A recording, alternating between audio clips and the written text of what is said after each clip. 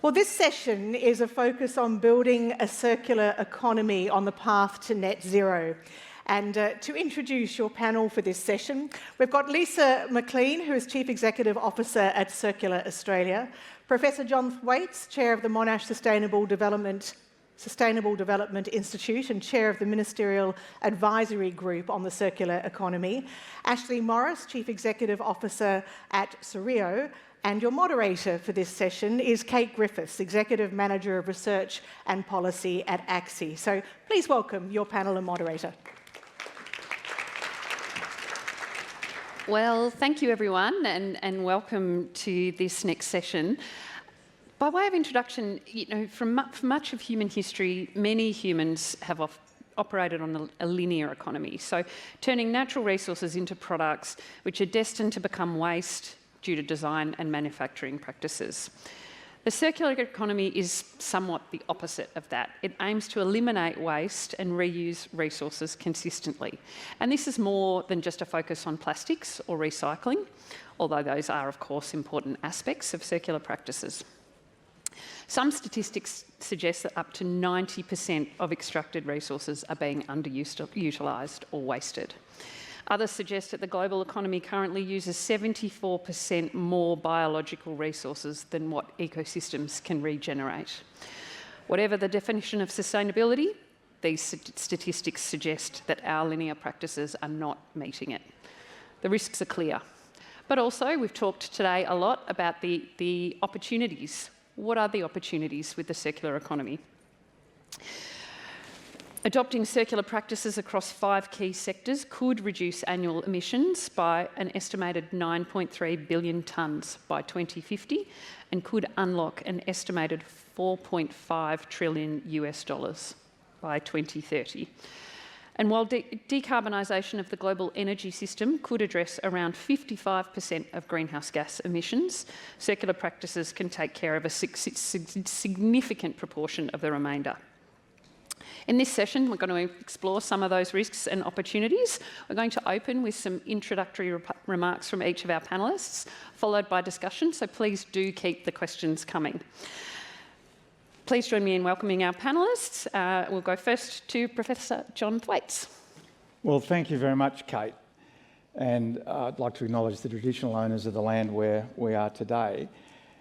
Kate, the point you made there in your introduction is absolutely critical, and that is that the circular economy is able to deal with around a half of the emissions that we're seeing, the carbon emissions.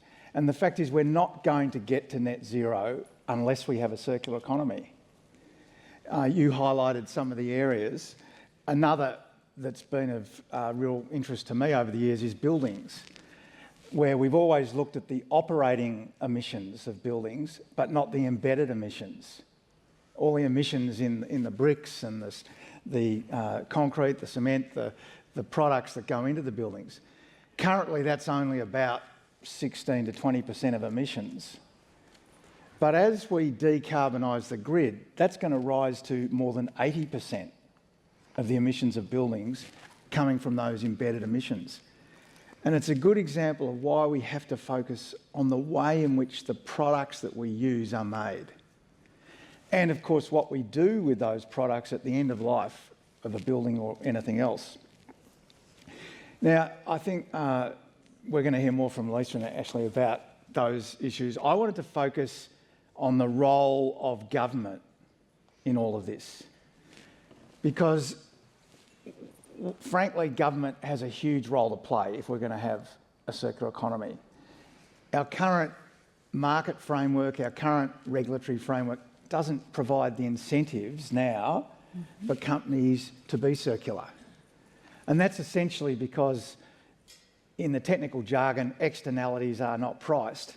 That is, it doesn't cost anything for a company simply to emit carbon emissions, to put waste into landfill, or to pollute the environment. It's the community and the environment that has to pay it. And government's role has to be to set the market rules and the incentives so that that works, so that there are the proper incentives for the circular economy. As you said, I've been asked to chair the circular economy ministerial advisory group by the Environment Minister, Tanya Plibersek, and Lisa joins me on that, and Ashley's already had some good input into that.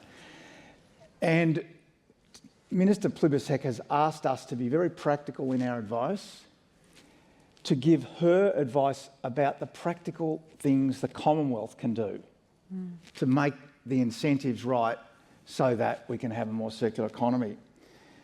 And the Commonwealth does have some key levers. First, national leadership. And one of the key aspects of that is actually international agreements, free trade agreements. Yesterday we actually met with the Trade Minister, Don Farrell, who is now talking about circular economy going into free trade agreements. And certainly the EU is seeking that. But at a national level, that national leadership also means bringing together the Commonwealth and the states, because so much of this depends upon state regulation and legislation. Second big area that the Commonwealth has is to design markets and the market instruments. And that is already beginning to happen in carbon, so we're seeing the safeguard mechanism is now in place. But what we also need are more market instruments that are going to provide incentives to business to have a circular economy. And you're already seeing that in the EU, where, for example, there are some market incentives for products that are repairable, or market disincentives for using too much virgin product. So I think a focus on those fiscal and market instruments are important. And then finally, engagement and the soft power of the Commonwealth. And I think we are fortunate in having a minister now, the Environment Minister, Tanya Plibersek, who's very good at that, at engagement and raising issues publicly. And that, I think, is a key opportunity for government and business to come together to raise the understanding, particularly amongst what I might call the laggards. There are no doubt there are many businesses who are now embracing the circular economy, but there are also a lot of laggards. And I think a key challenge is how to bring them along both through regulation, market incentive, but also through soft power. Thanks. Over to you, Lisa. Thanks, Kate. Really excellent points. What I wanted to do is just sort of go back a little bit more macro and just talk about why we're starting to see countries like the EU and Canada, China, Japan and other countries embracing circular economy. It's a mechanism through which countries, governments can tackle the big crises. And this isn't just the carbon and climate crisis. We're talking about consumption, we're talking about resource scarcity, biodiversity, and so on. So the circular economy is becoming a well-known and acceptable framework to tackle those crises, but also the Sustainable Development Goals. And I hope John doesn't test me on them, but I think it's 15, 14, 13, 12, 8 and 6. So looking at consumption, sustainable consumption, right through to sustainable cities, land and oceans and so forth. So this economic framework is becoming more and more acceptable. The definition is decoupling economic growth from the consumption of finite resources, and it's based on 3 principles, which is 1, design out pollution and waste, keep materials in the economy for as long as possible at their highest value, and regenerate natural systems.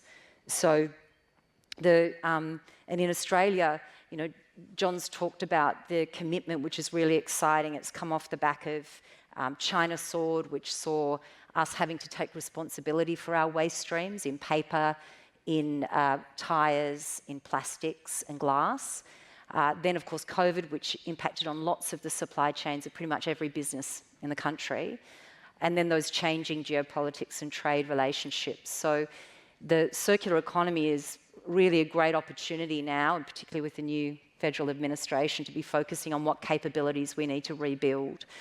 And Circular Australia in 2021 had a look at, I'll just say the economic opportunity, and PwC put some numbers around this a couple of years ago at almost $2 trillion. Circular Australia in 2021 looked at what are those opportunities, economic opportunities, if we dive a bit deeper And what we found is that there's actually an economic opportunity 5 times greater than those banned items that I just talked about, if we look into what's in landfill, and that's in organics, that's in masonry, in plastics, and of course a suite of other things. But the organics, masonry and plastic make up half of the 20 million tonnes of waste that goes to landfill every year. And we are starting to see infrastructure to support the recycling that. It's just beginning, right? We've had a bit of a failure, but some's coming on the market. So we've got Pact with Woolworths and Coca-Cola investing in plastic recycling infrastructure. But you can see if you're looking into that economic opportunity of those waste streams, there's a real need for infrastructure and manufacturing to process those other waste streams, which are highly valuable. And recycling also is not just the answer for it. We're not going to get to a circular economy by just recycling. We really need to be looking up that hierarchy of circularity, starting with design, and that can mean changing business models. And I know we're going to talk about this in a sec, but circular economy business models are highly lucrative because they're getting multiple revenue streams out of assets.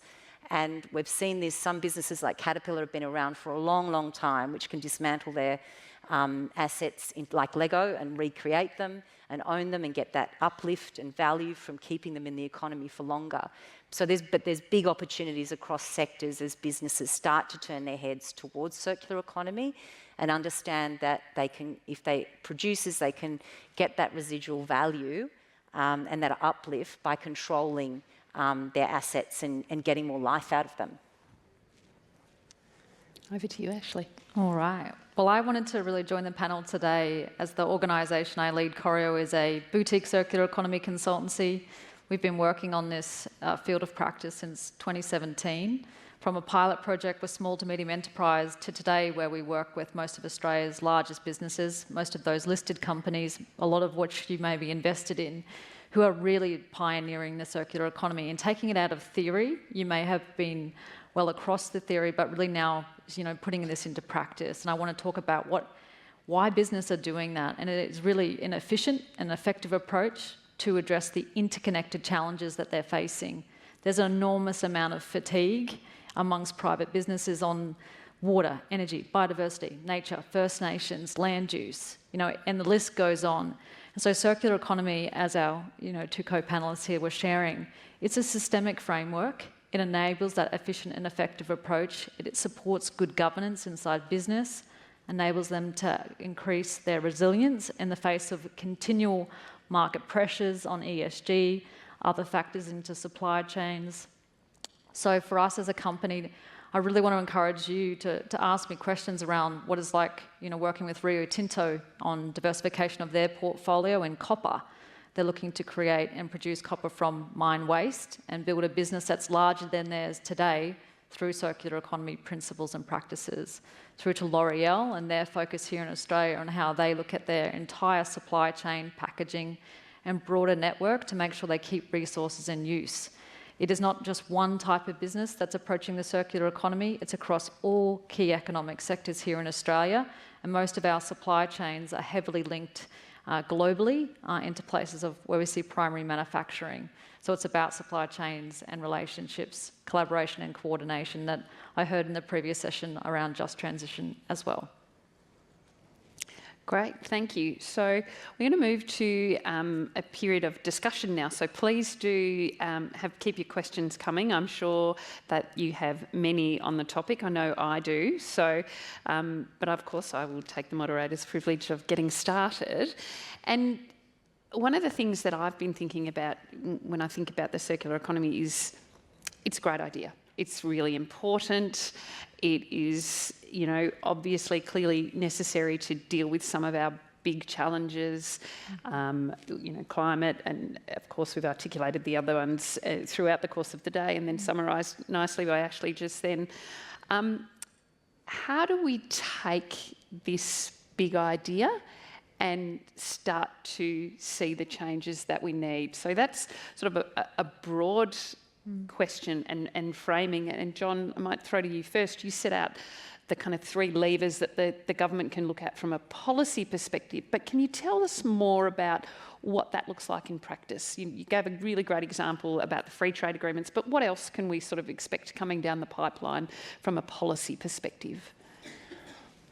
All around the world, communities are now demanding a cleaner, lower emissions environment, and that is leading politicians to implement regulations that are taking us towards net zero, but also reducing waste and pollution. And you have to say Australia's probably behind a lot of countries. I mean, we kind of see ourselves as ahead, but one classic example of that is fuel emissions standards, where I think we're the only country in the OECD that don't have fuel emission standards. China, Japan, these sort of countries do. And that flows through also into a whole lot of other regulation. So I actually think there is a lot of regulation coming down the track. And you might say, well, that's just more red tape. But the reason for it is if we don't have the regulation, you have a whole lot of free riders who use the current system to pollute, to emit, and to waste. And that's why I emphasise the role. But the private sector has a key role also. Once there is that level playing field and once the externalities are in place, it's the private sector that's going to use their innovation, their business nous, to do this and to do it in new and better ways, and of course then make a profit for themselves and their shareholders or investors. So I think it's the two working together, but I don't think we're going to get to that second stage just through goodwill. We do need a fair playing field underpinned by proper regulation underneath it. Yeah, thanks. And so thinking about that, you know, it's a complex task to transform an economy. How does Circular Australia even start to think about that?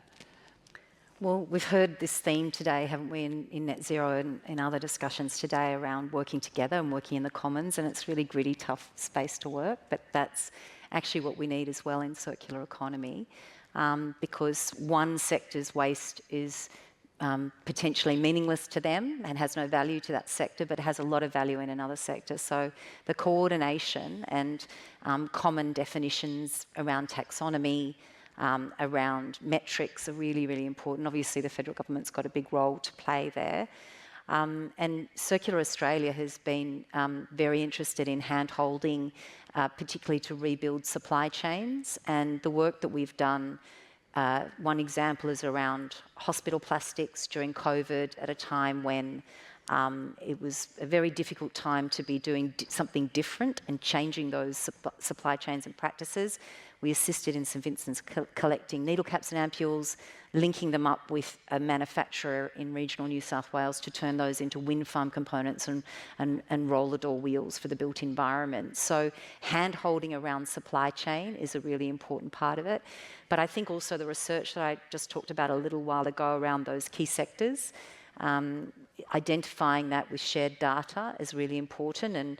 And what we've showed is that infrastructure is a really key sector that's going to get us to through this transition to a circular economy, along with manufacturing, along with precincts. And again, that's another theme with zero carbon, we just heard that, but precincts are really important. We can do a lot of change in a precinct by bringing together businesses that can work together in terms of a waste stream that can be recycled into new products, building local knowledge and so forth. And we're seeing that in special activation precincts in New South Wales and other areas. And then, of course, the fourth key sector is households, because they're, and particularly around organics and changing behaviour there. So our role is to sort of bring together partners to look at, provide data and knowledge to government and private sector to spotlight opportunities. Great, thank you. And there's obviously a lot of work to do. I wonder, Ashley, can I bring you in on this discussion with the same theme, but perhaps some of the examples of the work that you've been involved in that you can talk to, because it seems to me, you know, there's no one thing. of course. It's going to be lots of things, all the higher level examples that Lisa's just outlined, but maybe bring it to life for us about what does this look like in practice for a company? Yeah, maybe I can give an example since we've touched on the built environment a few times. So we've been working with Stockland, one of our largest property developers in the country, for a number of years, and they started with the question, which most companies do, which is, what is the circular economy? Quite quickly that progresses to, what value can it generate for our business? Now, to answer that question, you typically start to do some baselining, whether you look at a material flow analysis, so essentially everything that flows in, how you use it, and what flows out. That's a really practical place for businesses to start. So we did that with Stockland on one of their assets in one of their portfolios, but also expanded across their portfolios to understand some of the big impact opportunity areas. Now, once we do that, we understand the extent of virgin material being used. We start to scan the market for alternative types of materials, whether that's green concrete, green steel, the level of collaboration they might have in a supply chain. But more interestingly, I would say, is what they have existing in their own portfolio of assets that they know they want to refurb, upcycle, and actually have an internal reuse of materials. So today, where we are with Stockland is we'll be going to market with their new ESG strategy that's been endorsed by their board, which has a focus on circular economy as one of their priorities, as well as now a broader and strategic portfolio-wide approach and having unique places of where circularity can show up in practice. Now, one of those is in Sydney, in Macquarie Park, where we're deconstructing instead of demolishing 2 of their assets. We're building a methodology in market for Stockland, and this is again about competitive advantage. It's about leadership. It's about addressing the embodied carbon that John spoke to. So we're deconstructing 2 commercial offices and having a closed loop approach, working with our architectural and design teams to maximise the reuse of these materials on site. One, to talk about the power of doing so, but also to have those quantified benefits to environment. And we know there are huge supply chain risks and delays at the moment that are costing a lot of projects a lot of money. And so this is also about strategic performance for the business to make sure they can deliver projects on time and on budget. So that's one example in the built environment where we're seeing great progression, deconstruction instead of demolition. And just to jump in on that, another great example is the AMP building in Circular Quay, where a 1970s office tower would normally have been knocked down, massive amount of waste, and a major rebuild and time frame to rebuild. Instead of that, they basically restored and grew that existing building, but keeping a lot of the existing materials. And apart from reduced waste, very substantially reduced embedded emissions, thousands of tonnes of reduced embedded emissions, the big saving was in time. They saved about a year and got all that extra rent. And I think especially in this market we're in now, in the property game, where it's quite hard to get tenants too, having a building like that where you can show that you've got very green credentials is just that extra thing that's going to create a better opportunity for tenants. So I think that's a great example as well. Yeah, and I know, Ashley, you've talked before in the past, there's some two really good examples of where we're seeing the financial benefits, but there is some research and data, isn't there, about the benefits sort of more broadly. They're not confined to those examples. Yeah, no, there's actually fantastic research supporting, how do companies perform if they increase their circular economy maturity. Now, no company alone can make a circular economy, but they can have the highest degree of maturity towards implementing this approach. Now, a lot of companies in Europe are a lot more mature than we would see here in Australia, and the research does tell us that these companies have a lower risk of defaulting on any of their debt and higher risk-adjusted returns to their stock, to their shareholding. So we know and expect to see the same for Australian businesses. From the direct work that we do, and we're visible through other work of organisations here in the country, businesses are reducing costs substantially, as well as improving their financial performance indicators around ESG, as well as then diversifying into completely different areas that they may have not previously done, which also increases their resilience. So the example I mentioned earlier of Rio Tinto, they are now going to be producing copper from 2 forms of mine waste. Previously, the business, has been focused on just primary production through very traditional methods of copper production, but it's just not the way that businesses are kind of seeing themselves today. They are re-identifying purpose and what roles they might take in supply chain. And if, again, you're invested in any of the mining and metals companies, they're probably going to move away from just being a primary miner to actually potentially taking a role in that more circular economy approach of recycling metals. So there's a lot of value through this transition, and again, it helps you address all of those areas of biodiversity, the broader facets of natural capital, First Nations. So it's just efficient and effective, and businesses are already doing this. That's the other thing I should mention. Every time we approach a business, they've already got a level of circular economy maturity. Why? It's smart business, it's productivity most of the time, or it's broader sustainability initiatives that have been done. So we're not starting from, a low level. We're starting at a pretty good level here in the country. We just got to accelerate it. So we've got the questions coming thick and fast on the live Q&A. I will attempt to get through a few of them. So we've talked a lot about the opportunities. Maybe we can turn our minds to the barriers. And we've had a great questions here about a live example. We're all familiar with the collapse of RedCycle. Yeah. Interested in perspectives on that, the barriers, and whether the problems faced by that collapse or that led to that collapse surprised you as panellists. Maybe I'll turn to you first, Lisa. Look, I think, it's obviously...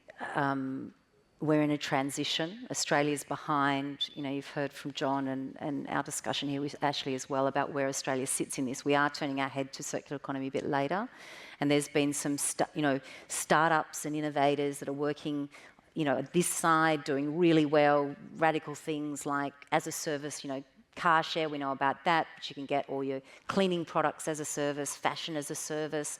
These new business models are just emerging. In other markets, the fashion as a service is $1 billion industry, right? And the plastics recycling, I would say, sits in that fledgling side. And we knew that recycled infrastructure is coming online. We've seen that with the PACT example that I mentioned, and I think this was a market failing because, we haven't got all those systems in place. We will, and we've got the attention of the new administration, which is focused on that, which John can talk to.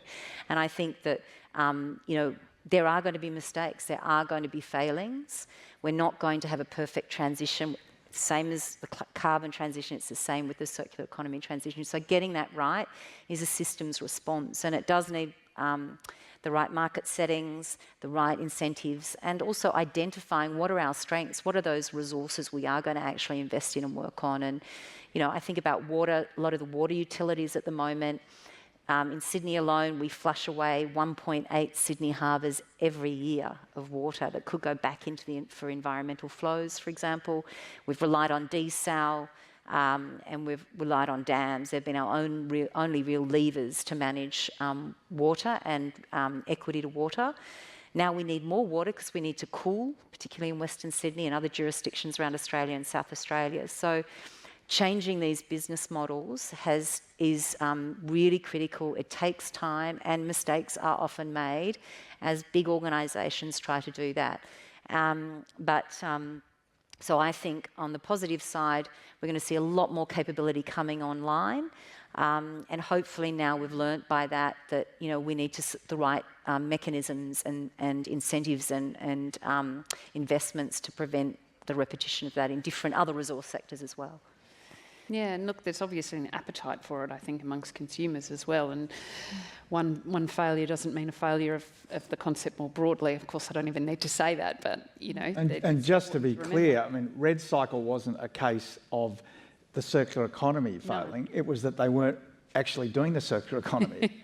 And someone talked about the concept of wish cycling, which is, wishing you are recycling when you're not really. And that's essentially what it was. But as Lisa said, you've got to, if you're going to purport to be recycling, you've got to actually be doing it and set up and design a system that produces that. Yeah, great, thank you. Another question here that's popular and has had lots of votes. The government set a target to transition to a circular economy by 2030. What does this mean and what changes need to happen in order to make it? Maybe, John, you can go first on that one. Right. Small little task there. That's the $64 million question. That was a commitment made by all the environment ministers. And I do think it's a marvellous thing that they did do that. I don't think they clearly understood exactly what they were committing to, and I can say that as a former environment minister. And I don't think it is clear, and part of our role is to try to define that. I do not think it is possible for Australia to be fully circular economy by 2030. We have to be realistic. In terms of statistics, the CSIRO did an analysis of our materiality, and on that basis we're 8% circular. On any view, there's no way in 7 years we're going to get to 100%. And even the sort of 50% figures that are talked about in Europe, I don't think are necessarily applicable to a country like Australia, which is a huge mining country, very resource-based, and we will continue to have a big material footprint. Having said all of that, we can do way, way better than we are now. And that means eliminating carbon emissions, which we've already agreed we have to do. It means largely eliminating most of the waste to landfill, which we know we can do. It means setting targets that are realistic and ambitious that we can achieve, and then working out how we're going to actually implement that. And I think that's the task for the next few years. We've got the ambition, now we have to get down to the hard nitty-gritty of the implementation. Yeah, if I could compliment too, I would say we really need to have some, hard conversations about what the future prosperity of this country's economy is going to be underpinned by. The faster we're digging and trading our metals, which is our primary trading partner is China, the faster we're digging to the bottom of that prosperity. So we need to think about diversification of the Australian economy to have that overall resilience and long-term future, industries and viability and jobs and skills for future generations. And those decisions are based on what we do now. Not 10 years from now. They're really a now discussion, and I think it's incredible, and I commend the government for making that commitment. I agree with John. Good ambition. I love ambition, but we need to have that practical approach and be pragmatic and talk about diversification of this economy, and really think about ensuring manufacturing as a primary focus, which the government are doing. And again, I commend them for that as well. And just on that point, this is a huge question, not just for the circular economy and the environment, sustainability, ESG. This is for the whole economy. Yeah. What we do with iron ore and steel, for example, and we don't make a lot of steel here. We export most of our iron ore, but the promise of the renewable superpower, which Ross Garnaut has talked about, envisages Australia doing a lot more of the value adding here in Australia, and a lot of that will be linked to the circular economy. It'll be using and reusing steel from other sources, or similarly with aluminium, other products. It's going to be a redesign of our whole mining economy, and then linking it to value adding. Mm-hmm. Well, that's right. And targets, we need targets. That's how we get somewhere. And so it's a bold target, 2030.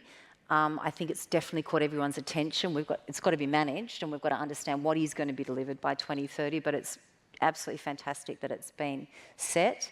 And I do think, to your point, John, if we're going to be plugging and playing in the global economy, and to Ashley's point before, then we absolutely have to understand what are those no-nos in our economy, what are we actually going to get rid of out of our economy, like the PFAS and other contaminants in our economy that have no value and in fact cause a lot of harm.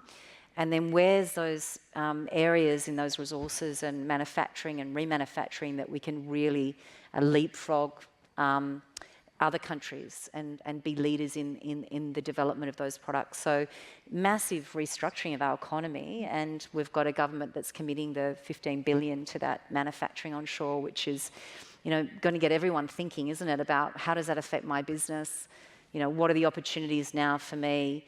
to be looking up that hierarchy, not just recycling, but designing the products in a totally different way to get that value uplift, right through the supply chain. So it's a really exciting time, and I think the target did it, caught all our attention. And just to jump in on that, because you urged us to jump in. No, please do. Lisa just mentioned the National Reconstruction Fund, a $15 billion fund that has the circular economy as one of its criteria. And very important to emphasise, it's not a government grant fund. It's meant to be an investment fund, and to partner with investors, such as here today, in major nation-building projects and incorporating the circular economy in manufacturing and other activities in Australia. Yeah, and absolutely really important. And we do have, really significant investors in the room. When we're thinking about the concept of the circular economy and the role of investors in the economy and the market, I mean, what would be your advice to, of course not financial advice, to investors in the room in terms of how they start thinking about embracing the circular economy? What do you want to see them do? To me. I think the first is internally really make sure you understand what the circular economy is offering in terms of value to your investment portfolio, into the companies you're invested in. Then start screening for it, start asking questions, look for certain indicators that support circularity. And again, and we've touched on so many different companies and facets of the circular economy. It's going to show up in many different ways because every organisation has their own context, supply chain, materiality, etc. But start screening for those indicators to understand the maturity in your portfolio in those companies on circular economy as an area, and then seek to actually increase your investment in those areas. If we are to follow what we see from analysis of 1,100 European listed companies, it's a good place to put your dollars in terms of companies that have that high maturity. Sorry, it is slightly financial advice, but that would be my key things. Increase the understanding in your organisations, screen for it, invest in it, and support this transition because we all collectively need it. Yeah, and I would support that in terms of setting the targets, understanding how circular economy can deliver on your SDG goals, on those other ESG goals, understanding it in the context of the zero carbon transition. And then each sector in Australia, there's going to be some really interesting opportunities, and I think that looking under the hood, particularly into those waste streams, is very important as the market starts to develop in Australia. And every economy is different. As John said, our economy is very anchored in raw materials. So, the opportunities here will be very different to what they are in other jurisdictions. And the one thing I'd add would be for investors and actually to do what you've done in climate and in other areas of ESG, which is to advocate publicly for it and to seek to influence the companies that you're investing in to be much more progressive and implement circular economy principles in their activities. So we're just about out of time. I'm going to sneak one more question in, be a little bit cheeky. Solar cells, wind turbine blades and other transition power generation assets at the end of life go into landfill and are often very toxic. Where's the opportunity there in terms of regeneration, circular economy, recycling? There's so much opportunity. If we stacked all the solar panels on top of each other in Australia, we'd have 241 Mount Everests. And a lot of the solar panels have microcracking, so they don't live their full life. So that's about a quarter of solar panels. And in regional, to this point, in regional New South Wales, regional Australia, where a lot of the farms are, wind farms, I'm talking about the solar example now too, it's the farmers that sign the leases for these, manage the solar panels, so they also have to manage the waste, and they're going into local council tips. So it's a massive problem. Imagine the packaging alone for the wind farm pieces, how big they are. They go into the local tip as well. So this is where, as we start to set specifications, a really important part of what John's talking about in the group with the members, how we can set specifications ensuring that components, the packaging around components are either responsible for product stewardship responsibility from the manufacturers, and that the components can last for, say, 15 years plus and can be broken down and recycled and go back into the economy. These are really critical frameworks through which core products like that need to be managed and applied, and that's, Australia's at the beginning of that journey. But I might hand over to John on that one. Yeah, there are technologies to do that, to recycle now, and I'd say they're nascent, but they're in Japan. I know I've seen some technologies that are doing that. Like everything else, I guess there are two sides of it. One is design. We've got to make sure we design things so that they don't just get dumped. So you consider it, as Lisa said, in the design of solar panels or wind farms or anything else. What is the next stage of their life? How can they be reused? Batteries are another example where this is being done now. So reuse the battery in another way. But certainly for solar PV, there are ways that can be recycled, and we need to implement that. That has to be part of the product stewardship for the future. And one of the projects we're working on at the moment is, it was actually through the New South Wales EPA on circular solar panels, and it's some Australians that came together. There was some really interesting technology in Italy that can break down solar panels, which they looked at, but then it broke and they couldn't fix it and use it, so they just made up their own kit to dismantle the solar panels and get the silicon and the silver and the glass out of it and the aluminium out of it. And that's a project that could be, a global leader, but it's that fledgling innovator at the moment. I think if I could add one thing beyond sort of let's design it for disassembly, actually let's ideally try to manufacture that here, and most of our solar comes from China. I'd say because wind and other renewable technologies like hydropower are much more mature. We work with Hydro Tasmania, Australia's largest renewable energy generator. You'd be surprised how much concrete, steel and aluminium they use in a hydropower station. But they are focused on this, and there's lots of great strategies. But beyond that, do we actually need to own these assets, or could the ownership of these assets like solar PV be put into a service-based model where the owner is the manufacturer and they're incentivised to get the materials out? They're then incentivised to design it for disassembly. The problem is the business models don't often enable that end party to know what to do with it. Who here knows how to disassemble a solar PV, and who knows what's in one? And it's a great example, Ashley, and I think we've seen very successful global ESCO arrangements with energy provision around the world, and also lighting as a service. And I understand in Europe there's discussion now around building facades as a service. So when you start to understand it, they're very big changes to business models, right? These are really big changes, but massive opportunity. Yeah, and I feel like we are just at the start of conversation, but unfortunately we are at the end of time. I think, some of the things that I've heard is rather than thinking about the circular economy as just another thing to think about, we should actually be thinking about it as a solution to many of the great challenges that we face, and we need to take ourselves away, get educated and understand how it will help us reach the goals. Please join me in thanking our panellists today.